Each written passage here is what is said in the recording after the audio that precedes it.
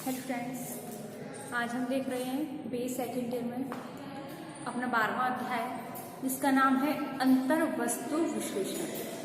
तो स्टूडेंट, इसके नाम अंतर्वस्तु विश्लेषण यानी कि जो अध्ययनकर्ता कोई भी अपने जो अध्ययन का विषय होता है उसकी अंतर की जो वस्तु होती है, उसके अंदर की जो वस्तु होती है उनको व्यवस्थित क्रम में क्रमबद्ध तरीके से उनको जमाता है और उनका आंतरिक विश्लेषण करता है। उसको अंतर्वस्तु विश्लेषण कहते हैं। तो अंतर्वस्तु विश्लेषण के लिए सामाजिक घटनाओं का उपयोग होता है। ये हमारा अंतर्वस्तु विश्लेषण है। इस पद्धति का उपयोग समाजशास्त्र यानी कि सामाजिक विज्ञानों के अंतर्गत किया गया है। जो हमारी सामाजिक विज्ञान है इसकी मुख्य दो विशेषताएं होती हैं। कौन कौन सी होती है? एक तो सामाजिक घटनाओं की जो प्रकृति होती है वो गुणात्मक होती है और दूसरी सामाजिक घटनाएं मूर्त होती हैं। तो हम बात कर रहे हैं अंतर्वस्तु विश्लेषण। ये अंतर्वस्तु विश्लेषण की पद्धति सामाजिक घटनाओं का अध्ययन करने के काम में आती हैं और इनके करने के लिए हम वैज्ञानिक पद्धति का उपयोग करते हैं। तो अंतर्वस्तु विश्लेषण किसे कहते हैं देखते हैं कि जब विषय सामग्री को विभिन्न श्रेणियों में विभाजित करके उनका अलग अलग विश्लेषण किया जाता है तो इस पद्धति को अंतर्वस्तु विश्लेषण या विषय विश्लेषण कहा जाता है। यानी कि जब अध्ययनकर्ता कोई भी तथ्यों को संकलन करता है, उनको इकट्ठा करता है, एकत्रित करता है, तो उनको वर्ग वाइज डिवाइड कर देता है और उनका वर्गीकरण करता है कि इस वर्ग के जो तथ्य हैं वो इस वर्ग में जाएंगे, इस वर्ग के इस वर्ग में जाएंगे। तो इस प्रकार से उनको तथ्यों को अलग अलग वर्गों में डिवाइड कर देता है और अलग अलग वर्गों में विभाजित करने के बाद उनका अलग अलग विश्लेषण करता है। हर क्षेत्र का, हर श्रेणी का, हर वर्ग का अलग से अध्ययन करता है, उनका विश्लेषण करता है और इसी पद्धति को हम अंतर्वस्तु विश्लेषण कहते हैं। दूसरी परिभाषा देखते हैं इसकी कि अंतर्वस्तु विश्लेषण विषय वस्तु के वस्तुनिष्ठ, क्रमबद्ध तथा परिमाणात्मक वर्णन के लिए अपनाई जाने वाली प्रविधि है। जो अंतर्वस्तु विश्लेषण है ये विषय वस्तु के वस्तुनिष्ठ, क्रमबद्ध तथा परिमाणात्मक वर्णन के लिए अपनाई जाने वाली प्रविधि है। यह एक अनुसंधान प्रविधि है। अंतर्वस्तु विश्लेषण के द्वारा अनुसंधान कार्य किए जाते हैं। इस को समझाते हुए श्रीमती पीबी यानी जो हमारे समाजशास्त्री हैं उन्होंने इस क्षेत्र में कहा है कि अंतर्वस्तु विश्लेषण साक्षात्कार, प्रश्नावलियों, अनुसूचियों तथा अन्य भाषा संबंधी अभिव्यक्तियों, लिखित अथवा मौखिक प्राप्त जो तथ्य होते हैं, सामग्री होती हैं, इनकी अंतर्वस्तु में व्यवस्थित वैश्विक तथा मात्रात्मक वर्णन के लिए अनुसंधान एक प्रविधि होती है। अब आते हैं अंतर्वस्तु की विशेषताएं कि हर चीज की कुछ ना कुछ अपनी विशेषताएं होती हैं। तो जो अंतर्वस्तु विश्लेषण जो प्रविधि है इसका संबंध संचार के साधनों से और भाषागत अभिव्यक्तियों के द्वारा जो तथ्य प्राप्त होते हैं उनकी अंतर्वस्तुओं से होता है।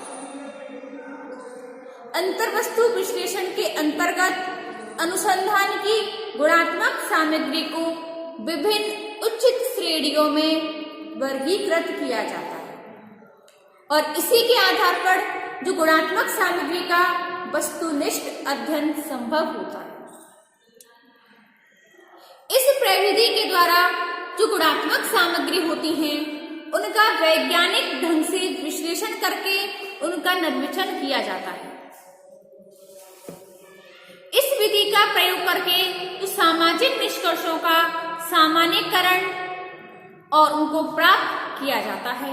अंतर्वस्तु विश्लेषण के द्वारा जो सामाजिक जीवन की घटनाएं होती हैं उनके संबंध में वैज्ञानिक दृष्टि से प्रमाणिक जानकारी प्राप्त की जा सकती है। अब आते हैं हमारे अंतर वस्तु विश्लेषण के उद्देश्य कि इस प्रविधि का क्या उद्देश्य हो सकता है। तो अंतर वस्तु विश्लेषण का उद्देश्य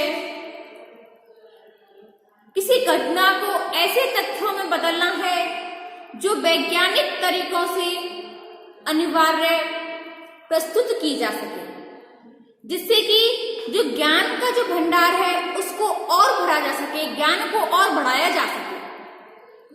इसमें सबसे पहले आता है गुणात्मक अध्ययनों को परिमाणात्मक रूप में परिवर्तन करना। जो गुणात्मक अध्ययन होते हैं उनको परिमाणात्मक यानी कि अंतर वस्तु जो विश्लेषण प्रविधि की सहायता से जो गुणात्मक सामग्री होती हैं उनको ऐसी सामग्री में बदलने का प्रयास करना जिससे उसको वर्गीकृत और श्रेणीबद्ध करके सारणियों के रूप में प्रस्तुत करने योग्य बना सके, जिससे कि उनका सांख्यिकीय विश्लेषण संभव हो। जैसे कि हम जनसंख्या वृद्धि का आकलन करते हैं, जन्म दर, मृत्यु दर, साक्षरता दर, इनका हम आकलन सारणियन के द्वारा ही श्रेणियों में विभाजित करके कर सकते हैं। इसमें दूसरा आता है गुणात्मक अध्ययनों को वस्तुनिष्ठ करना। तो वस्तुनिष्ठता का जब अभाव होगा तो अनुसंधान की प्रामाणिकता भी समाप्त हो जाती है। तो ऐसी स्थिति में अंतर वस्तु विश्लेषण का जो महत्वपूर्ण लक्ष्य होता है गुणात्मक तथ्यों को वस्तुनिष्ठ बनाना होता है। तीसरा आता है गुणात्मक तथ्यों को परिमापन योग्य बनाना। तो अंतर वस्तु विश्लेषण होता है, इसका एक मुख्य लक्ष्य गुणात्मक तथ्यों को परिवर्तित करना होता है और उनको एक ऐसा रूप प्रदान करना जिससे कि उनका परिमापन आसानी से हो सके, उनको आसानी से नापा जा सके। इसमें चौथा आता है संप्रेषण के साधनों के अध्ययन को आसान बनाना। तो वर्तमान काल में संप्रेषण के साधन चलते हैं जैसे कि दूरदर्शन है, दूरसंचार है, मोबाइल है, टेलीफोन है, तार है, रेडियो है, पत्र पत्रिकाएं हैं, ये काफी मात्रा में विकसित हो गए हैं और अंतर वस्तु विश्लेषण के माध्यम से संप्रेषण के विभिन्न साधनों के प्रभावों का अध्ययन और विश्लेषण भी आसानी से किया जा सकता है। अब आता है प्रचार के साधनों का विस्तार करना। प्रचार तंत्र में जो जनमत का काफी महत्व होता है, इसलिए अंतर वस्तु विश्लेषण के द्वारा न केवल प्रचार के अच्छे साधनों का विकास किया जा सकता है बल्कि प्रचार के विभिन्न साधनों के प्रभावों का मूल्यांकन भी किया जा सकता है। जैसे कि हमें किसी भी चीज का प्रचार करना है, चुनावी माहौल है, किसी भी चीज का प्रचार करना है, तो प्रचार के साथ साथ हम ये भी मूल्यांकन कर सकते हैं कि इसका उस चीज का असर कितना रहा, प्रभाव कितना रहा। अगला आता है वैज्ञानिक विश्लेषण एवं निर्वचन को सरल बनाना।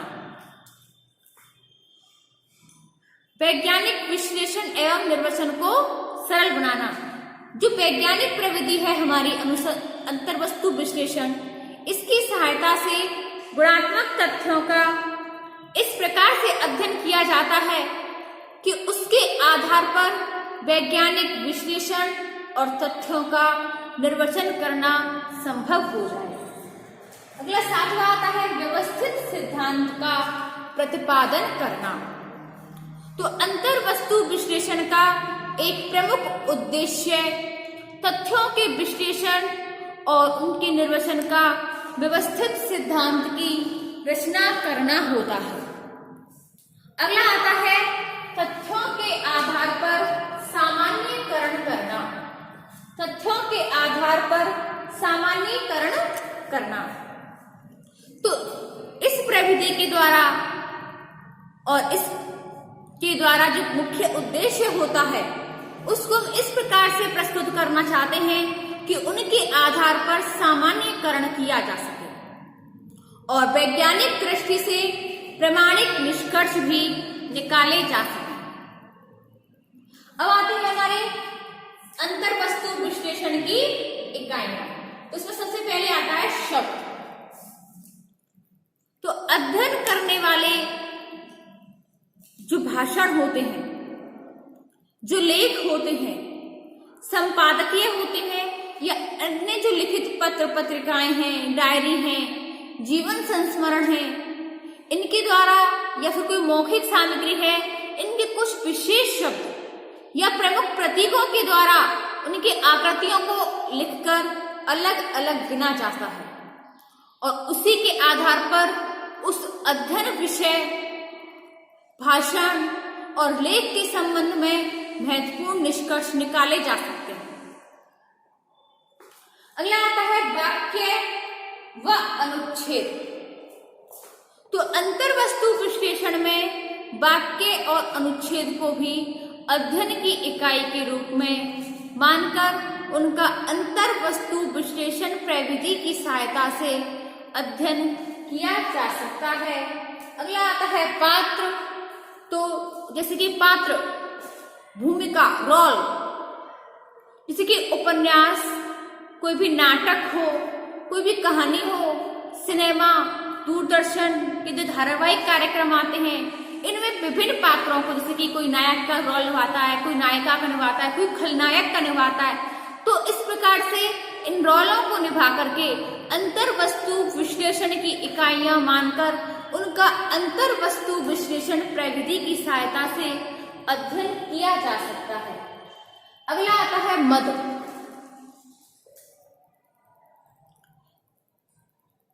मद यानी कि एक लेख, एक उपन्यास, पत्रिका, कहानी, पुस्तक, भाषण, कुछ भी हो सकता है। इसकी सहायता से जो अध्ययन वस्तु की जो इकाइयां चुनी जाती हैं, उनका अध्ययन किया जा सकता है। अगला आता है स्थान तथा समय का मापन। तो समाचार पत्र पत्रिकाएं या रेडियो के कार्यक्रम हो या दूरदर्शन के धारावाहिक कार्यक्रम हो, इनके विभिन्न विषयों में कितना समय लगा, क्या स्थान लगा, ये सभी निर्धारित किए जाते हैं और इनको भी अंतर्वस्तु विश्लेषण अध्ययन के अंतर्गत एक महत्वपूर्ण इकाई माना जाता है। अब आते हैं हमारे अंतर्वस्तु विश्लेषण की श्रेणियां। तो इसके अंतर्गत सबसे पहला आता है हमारा विषय। तो विषय और उसके स्वरूप के आधार पर भी इसका विभेदीकरण किया जा सकता है। स्तर भेद, तो शक्तिशाली हो या कमजोर हो, समाज की दृष्टि से अनुकूलन करना, प्रतिकूलन करना, नैतिक व अनैतिक कार्य करना, ये सभी समाज शास्त्र के अंतर्गत उनका अध्ययन विषय की वस्तु बन जाती है। अगला आता है मूल्य भेद। तो मूल्य भी कई प्रकार के हो सकते हैं। धन संबंधी मूल्य, यौन संबंधी मूल्य, भौतिकवादी मूल्य, आर्थिक मूल्य, तो इस प्रकार से काफी मूल्य हो सकते हैं। व्यक्तित्व के भेद, अंतर्मुखी, बहिर्मुखी व्यक्तित्व, अहमवादी बहिर्मुख व्यक्तित्व, तो इस प्रकार से व्यक्तित्व के भी अनेकों प्रकार होते हैं, जिससे व्यक्ति के व्यक्तित्व का पता चलता है। सामग्री के स्रोत, जैसे कि प्रश्नावली, अनुसूची, इस प्रकार से सामग्री काफी स्रोत हो सकते हैं, जिनको कि हम हिंदी, अंग्रेजी, उर्दू, अन्य सिद्धांतों के द्वारा, अन्य भाषाओं के द्वारा, अन्य लिपियों के द्वारा जान सकते हैं। अगला आता है पात्र। पात्र यानी कि वही रोल, नायक, नायिका, खलनायक, मुख्य पात्र, सहायक पात्र आदि हो सकते हैं। कथनों संबंधी भेद, कोई सकारात्मक कथन कहता है, कोई नकारात्मक कहता है, कोई प्रत्यक्ष कथन कहता है, कोई अप्रत्यक्ष कथन कहता है। तो इस प्रकार से तथ्यों के संबंधी ज्ञान का भी अंतर्वस्तु विश्लेषण के अंतर्गत अध्ययन किया जा सकता है। अगला आता है विपरीत श्रेणियां। वर्गभेद एवं कहानियों का वर्गीकरण। तो कहानियों जैसे कि लोक कथा होती है, हास्य कथा होती है, बाल कहानियां हैं, प्रेम कहानी है, सत्य कथा है, इस प्रकार से जो आधारित कहानी होती है, उनका वर्गीकरण करके भी अंतर्वस्तु विश्लेषण का अध्ययन किया जा सकता है और इस प्रविधि का उपयोग भी आसानी से किया जा सकता है। अगला आता है अंतर्वस्तु विश्लेषण के प्रमुख चरण। तो इसके अंतर्गत सबसे पहला आता है विषय से संबंधित तथ्यों का चुनाव। तो कोई भी अध्ययनकर्ता होता है जो वैज्ञानिक प्रविधि का उपयोग करते हुए अंतर्वस्तु का चुनाव करता है, तो उसके प्रथम चरण के लिए उस समस्या से संबंधित, उस विषय से संबंधित उन तथ्यों को चुनना होता है जिसका अध्ययन हमें अंतर्वस्तु विश्लेषण प्रविधि द्वारा करना है। यदि समस्या से संबंधित तथ्य अधिक मात्रा में हैं, तो हमें उनको सीमित मात्रा में तथ्यों का चुनाव करना है और इसके लिए निदर्शन पद्धति का भी हम उपयोग कर सकते हैं, क्योंकि अगर हम सभी का अध्ययन करेंगे तो हमें समय और धन अधिक खर्च होगा।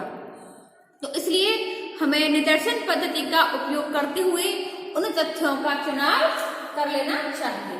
अगला आता है अध्ययन इकाइयों का भी चुनाव। तो अध्ययन तथ्यों के चुनाव के बाद में दूसरा चरण आता है अध्ययन इकाइयों का चुनाव कर लेना। ये इकाइयां शब्द, वाक्य, अनुच्छेद, पात्र, स्थान, समय कुछ भी हो सकते हैं।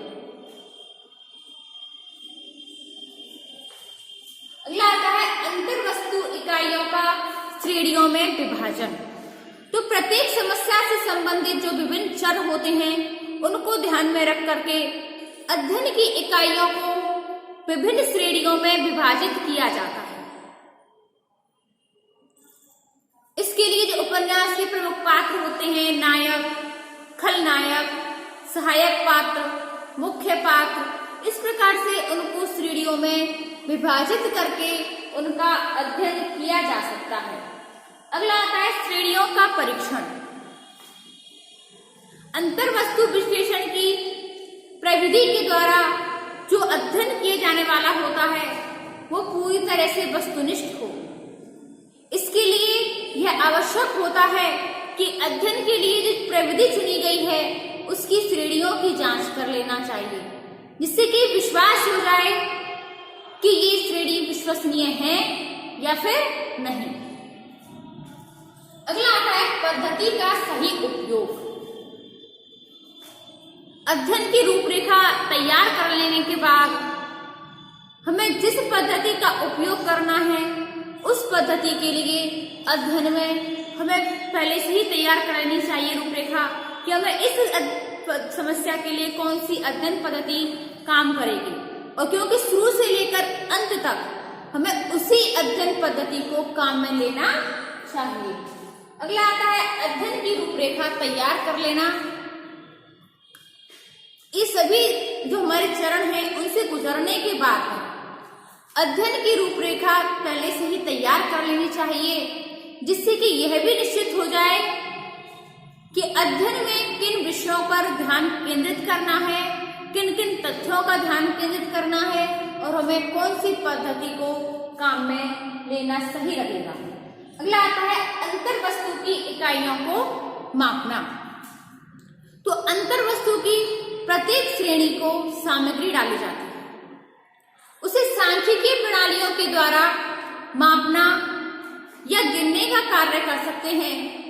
इस परिमाणात्मक माप के माध्यम से ही अंतर्वस्तु का सही विश्लेषण और मूल्यांकन कर सकते हैं। अगला आता है विश्लेषणात्मक व्याख्या।